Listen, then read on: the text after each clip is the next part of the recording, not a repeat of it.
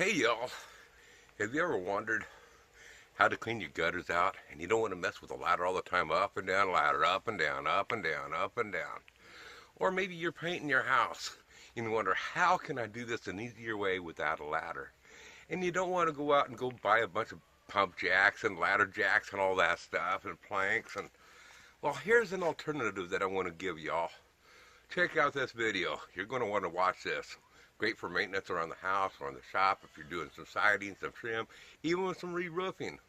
We'll get into that at the end of this video here. We'll talk about more what you can do with it.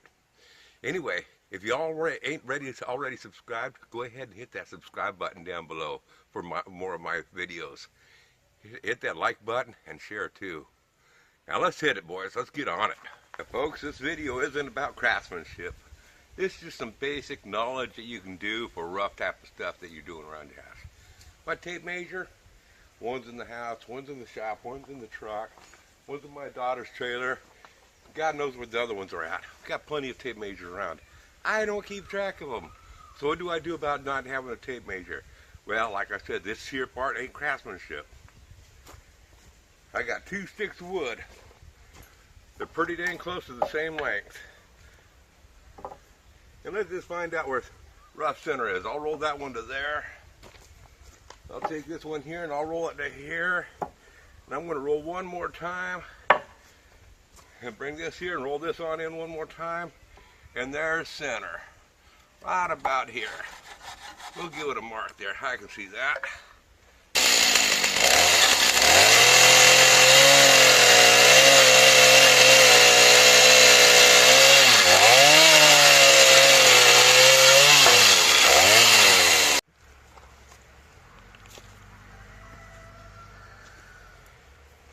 Next of all, you want to stack your boards, and you want the bottoms of them to have a pretty good spread, because when you get these on up there, let me get my head in the picture. When you get these on up there, you don't want them going sideways. Then I just place this board on here, and I use this here for a guide, so I can cut right down the sides of these and get a fairly accurate, somewhat good enough cut with a chainsaw. But hey, you know, when I get to cutting, this is going to vibrate, shake around, so I want to kind of give it a little bit of weight. We'll just see if this works all right. That should hold it there. Ain't she a precious girl? Ain't she a precious girl? Yes, she is. Yeah, you're a good girl.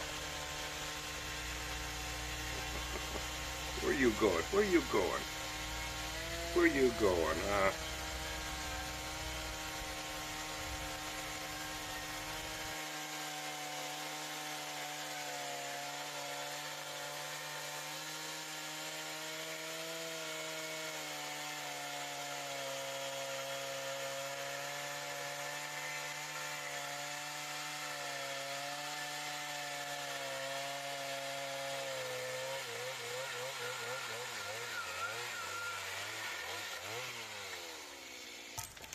Well, folks, that didn't go purty, but we ain't caring about purty. We're caring about function. We got off a little bit on my stuff, but that's all right. So stay tuned for the next step.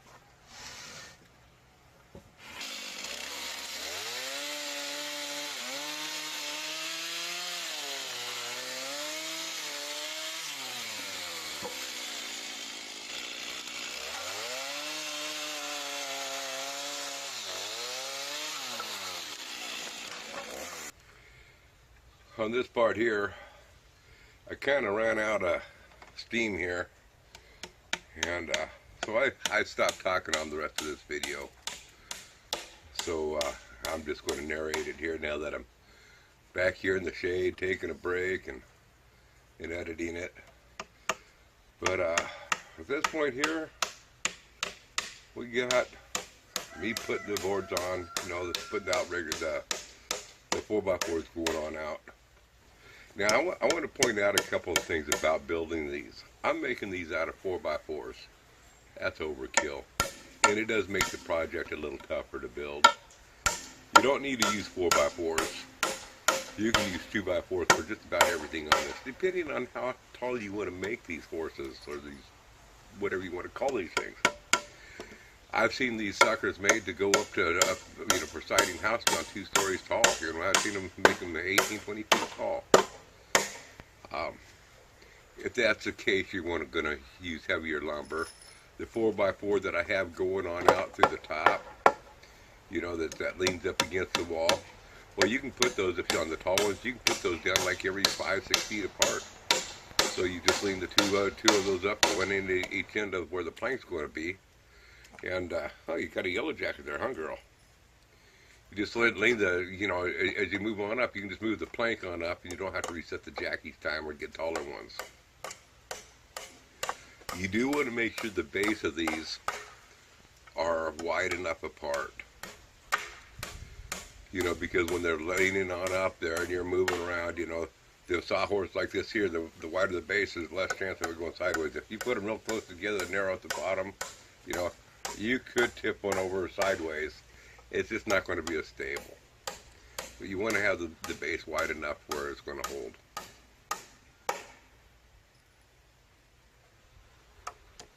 These 2x4s that I'm putting underneath the 4x4 here, you want to make sure you put those on in. That kind of gives it more security for the weight of it. Your plank is, you're going to want to have your plank closer to the inside, or clear to the outside over the legs. And there is one part that I did forget to put on here.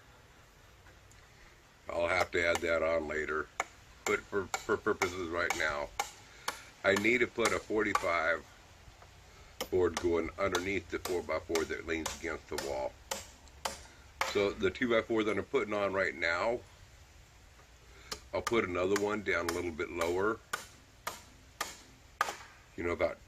about 2 foot lower approximately, and that way I can run an angle brace from the 4x4 at a 45-degree angle down to the 2x4 that I add to it underneath it.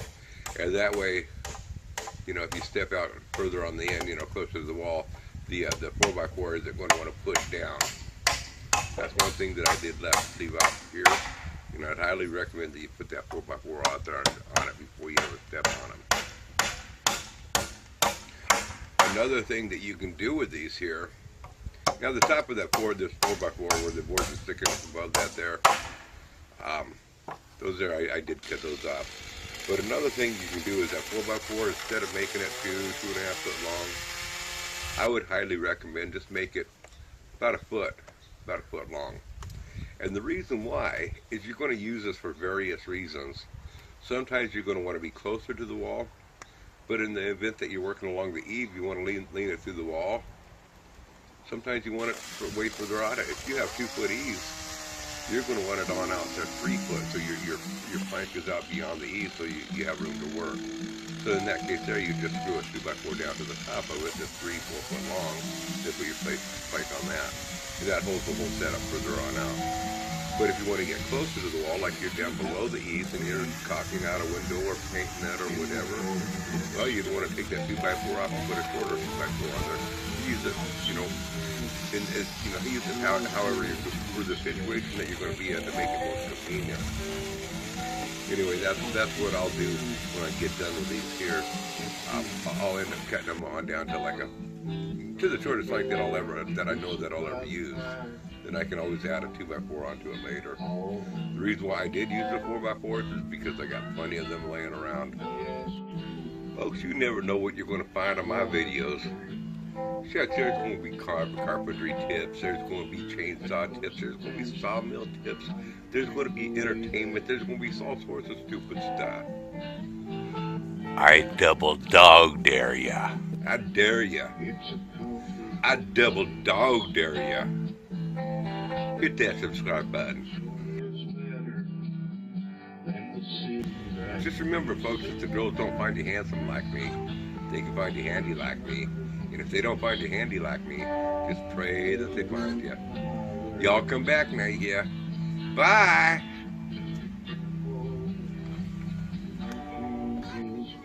Y'all really want to check out my store and buy some of them goodies. There's some pretty cool stuff in there, ain't there?